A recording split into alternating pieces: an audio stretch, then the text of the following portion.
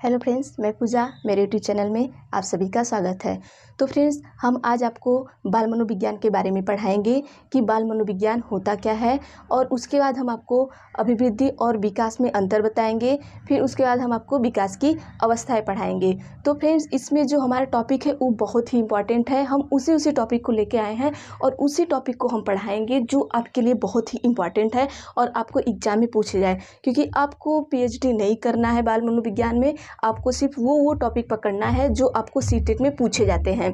तो चलिए फ्रेंड्स, हम देखते हैं कि हमारा जो बाल मनोविज्ञान है वो होता क्या है।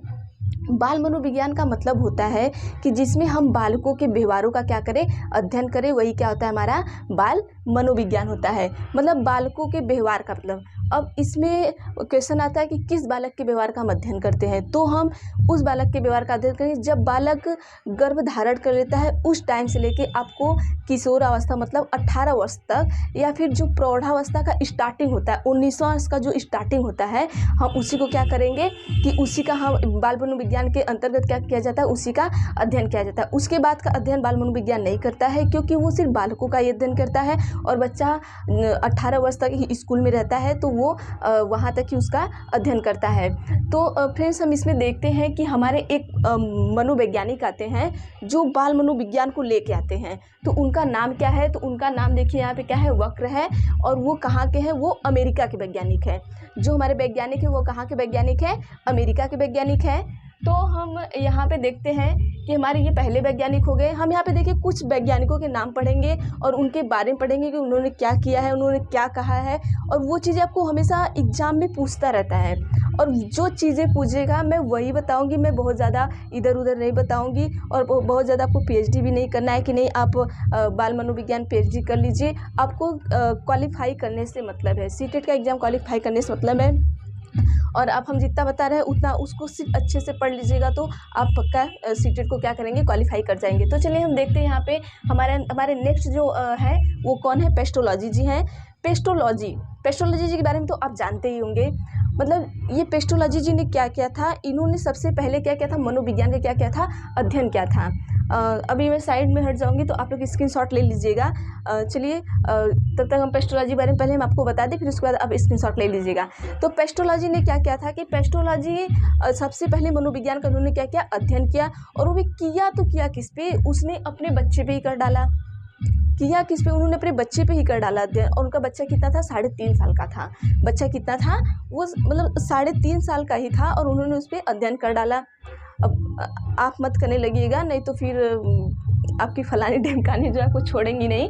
तो चलिए देखते हैं यहाँ पे कि बालक और बड़ों के व्यवहार में इन्होंने क्या बताया, कि बालक और बड़ों के व्यवहार में क्या बताया, इन्होंने अंतर बताया।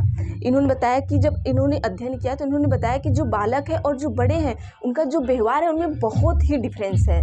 मतलब उसमें उनके व्यवहार में सब कुछ क्या एकदम चेंज है। तो चलिए हमारे तीसरे वैज्ञानिक क्या, देखिए इसमें पेस्टोलॉजी जी का कुछ ज़्यादा नहीं है। बस इसमें क्या पूछता है कि ये हमारे पेस्टोलॉजी जो है वो सबसे पहले मतलब कि सबसे पहला अध्ययन मनोविज्ञान का किसने किया, तो आपका ये आंसर हो जाएगा आपका पेस्टोलॉजी। और इसमें दूसरा आता है कि इन्होंने अपने कितने वर्षीय बालक के ऊपर अध्ययन किया। या तो फिर ये क्वेश्चन आपको पूछ सकता है कि किस वैज्ञानिक ने अपने ही बच्चे के ऊपर मनोविज्ञान के लिए क्या किया, अध्ययन किया। तो आप क्या बता सकते हैं, पेस्टोलॉजी ने। तो हम सेकंड देखते हैं, एक हमारे वैज्ञानिक और आते हैं स्टैनली हॉल। स्टैनली हॉल के बारे में हम देख लेते हैं। जो स्टैनली हॉल है, इन्होंने बाल विकास से संबंधित क्या था, प्रश्नावली का निर्माण किया था। इन्होंने क्या किया था कि एक प्रश्नावली का निर्माण किया जो वो किससे संबंधित है, बालकों से, मतलब कि बाल विकास से संबंधित था। और ये जो स्टैनली हॉल जी हमारे हैं, इनको हम बाल मनोविज्ञान का जनक भी कहते हैं। इनको अब आपके दिमाग में आ गया कि इनको जनक कहते क्यों हैं, बाल मनोविज्ञान का जनक हम कहते क्यों हैं। तो इनको देखिए हम बाल मनोविज्ञान का जनक इसलिए कहते हैं क्योंकि इन्होंने क्या किया था, बाल मनोविज्ञान की अवस्था के बारे में क्रमबद्ध क्या किया था, अध्ययन किया था।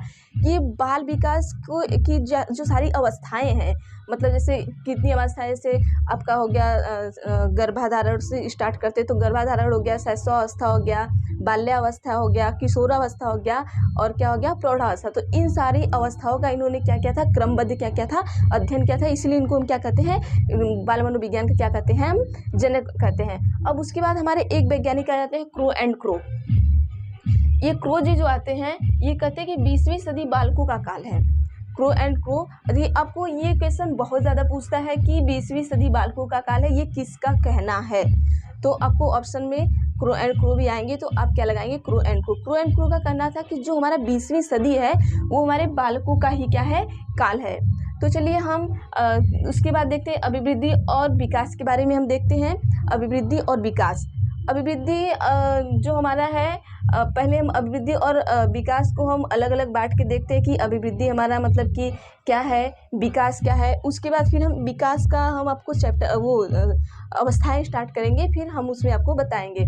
तो चलिए हम देखते हैं कि जो हमारा अभिवृद्धि होता है, जब कोशिकाओं में बढ़ोतरी होने लगे, क्या होने लगे, कोशिकाओं में बढ़ोतरी होने लगी, तो हमारा वो क्या होगा, हमारा अभिवृद्धि होगा। अब यहाँ पे नेक्स्ट देखते हैं कि कार्य क्षमता को दर्शाता है। देखिए, और जो हमारा विकास होता है वो कार्य की क्षमता को दर्शाता है। तो हम पहले अभिवृद्धि को देखते हैं, फिर हम आपको विकास को दिखाएंगे, फिर उसके बाद हम दोनों में अंतर बताएंगे आपको। अब देखिए, इसमें अभिवृद्धि में क्या होता है, शारीरिक परिवर्तन होता है। अभिवृद्धि हम किससे कहते हैं, उसमें सिर्फ हमारे क्या होता है, शरीर का क्या होता है, परिवर्तन होता है। आपके जैसे कि शरीर में क्या क्या परिवर्तन होते हैं, जैसे आपका लंबाई है, आपकी लंबाई अभी कोई बालक है, अब किसी अपने घर में किसी बालक को देख लीजिए, उसकी लंबाई भी मतलब कि 5 फीट है, सॉरी बालक की लंबाई 5 फीट नहीं होगी, अभी 2 फीट है, तो वो 1 साल बाद 1 फीट बढ़ गया, या 5 इंच बढ़ गया, या 6 इंच बढ़ गया, ऐसे बढ़ता रहता है। तो उसके लंबाई में क्या हो रही है, अभिवृद्धि हो रही है। उसके बाद उसका भार है, अगर वो 5 साल का बच्चा है, उसका वेट अगर आपको 10 किलो है, तो अगर वो 7-8 साल का होगा तो उसका वेट क्या हो जाएगा, आपका 15 केजी हो जाएगा। तो ये भी हमारा क्या है कि इसमें भी क्या हो रही है, अभिवृद्धि हो रही है। चौड़ाई है, छोटा बच्चा छोटा है, पतला है, और थोड़ा वो एज हुआ उसका, तो क्या हो गया, थोड़ा मोटा हो गया, तो उसमें क्या होगा आपको कि उसमें उसके शरीर में क्या हो रहा है, परिवर्तन हो रहा है। भार में परिवर्तन हो रहा है, लंबाई में हो रहा है आपका, और चौड़ाई में हो रहा है। तो देखिए फ्रेंड्स, यहाँ पे हम ये क्या होता है कि ये निश्चित समय तक होती है। क्या होता है, एक निश्चित समय का मतलब यहाँ पे क्या है कि मतलब जैसे आपकी लंबाई है, एक निश्चित समय तक ही बढ़ेगी ना, ऐसा नहीं है कि आपकी लंबाई बढ़ते जाएगी बढ़ते जाएगी बढ़ते जाएगी। और यहाँ पे हम देखते हैं कि आपका ये जो ये क्या होती है, मात्रात्मक होती है, मतलब हम इससे माप सकते हैं, अपनी लंबाई को माप सकते हैं, ठीक है। अब किसी बच्चे को ना लेके आप अपने चाइल्डहुड को लेके चलिएगा और अपने ऊपर करके देखिएगा, वो चीज़ें आपको पता चल जाएंगी। जैसे आप अपनी लंबाई को क्या कर सकते हैं, माप सकते हैं, तो ये क्या हो गई, मात्रात्मक। अभिवृद्धि क्या हो गई, हमारी मात्रात्मक हो जाती है।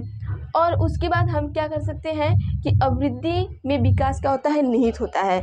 अभिवृद्धि में विकास क्या होता है, निहित मतलब विकास भी साथ साथ चलता रहता है, विकास भी क्या करता है, साथ साथ अभिवृद्धि में चलता रहता है।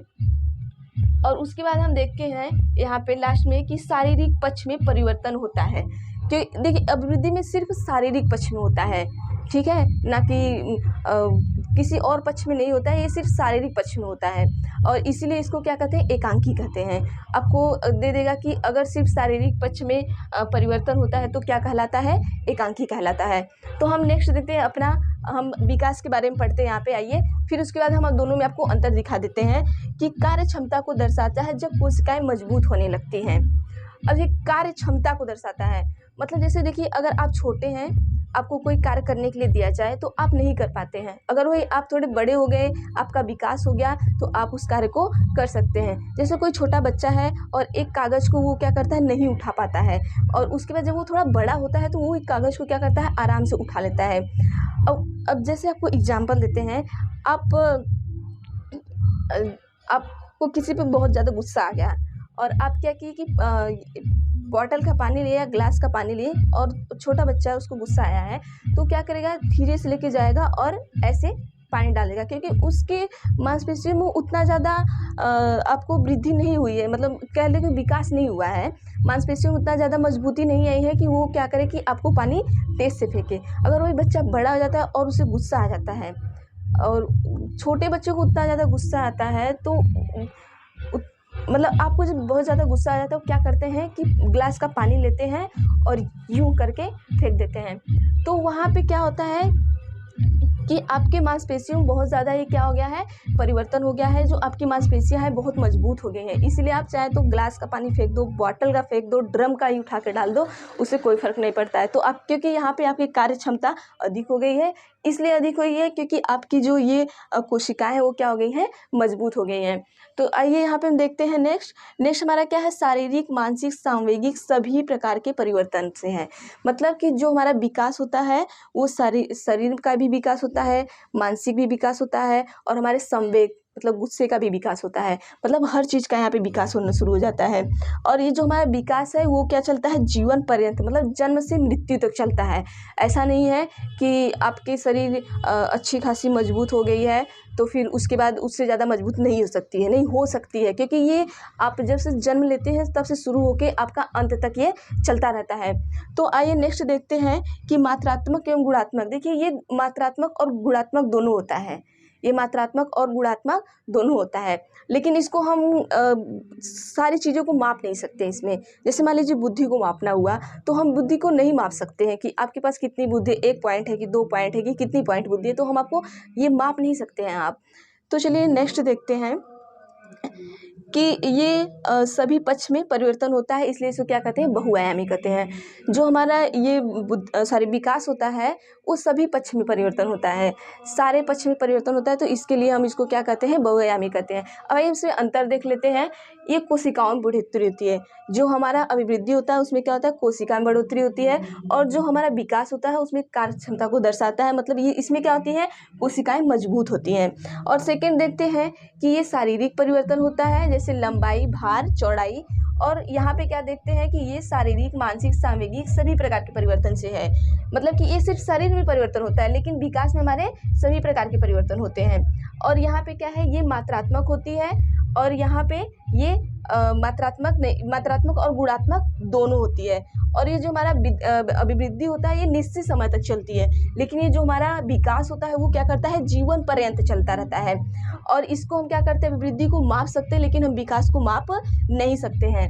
और नेक्स्ट देखते हैं कि जो हमारा अभिवृद्धि में क्या होता है, विकास हमारा निहित होता है, लेकिन तो विकास में अभिवृद्धि निहित नहीं हो सकता है, क्योंकि एक एवरेज आने के बाद आपका जो अभिवृद्धि होगा वो कम हो जाता है। तो चलिए देखते हैं, ये सिर्फ शारीरिक पक्ष में होता है, लेकिन जो हमारा विकास होता है वो सभी पक्ष में होता है। इसको शारीरिक पक्ष में होने की वजह से हम एकांकी कहते हैं, और ये जो हमारा विकास है इसमें सारे पक्षों में परिवर्तन होने के कारण जिसे हम बहुआयामी कहते हैं। तो फ्रेंड्स चलिए आप इसका स्क्रीनशॉट ले लीजिएगा, उसके बाद हम आपको विकास के अवस्थाओं के बारे में बताएंगे।